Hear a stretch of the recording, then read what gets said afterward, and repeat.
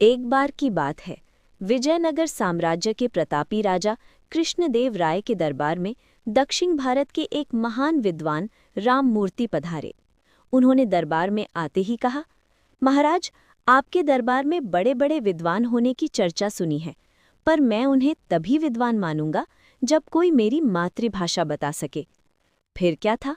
राममूर्ति ने तमिल, तेलुगु, कन्नड़ और मलयालम चारों भाषाओं में ऐसा धारा प्रवाह बोलना शुरू किया कि दरबार के विद्वान भी भ्रम में पड़ गए।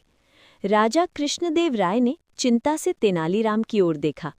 तेनालीराम मुस्कुराए और बोले, महाराज, ऐसे महान विद्वान अगर कुछ दिन हमारे अतिथि बने तो ये हमारे लिए सौभाग्य होगा। राममूर्ति 3 दिन महल में रुक गए। दूसरे दिन प्रातः जब राममूर्ति नित्य कर्म के लिए जा रहे थे, अचानक उनके पैर में कांटा चुभ गया। अम्मा, अम्मा!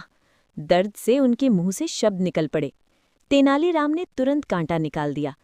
3 दिन बाद राममूर्ति विदा लेने लगे और फिर वही प्रश्न दोहराया। तभी तेनालीराम खड़े हुए और बोले, महाराज, इनकी मातृभाषा तमिल है। दरबार स्तब्ध रह गया। राममूर्ति ने पूछा, तेनालीराम, तुम्हें ये कैसे पता चला? तेनालीराम बोले, जब व्यक्ति कष्ट में होता है तो वो अपनी माँ को पुकारता है, और वो भी अपनी मातृभाषा में।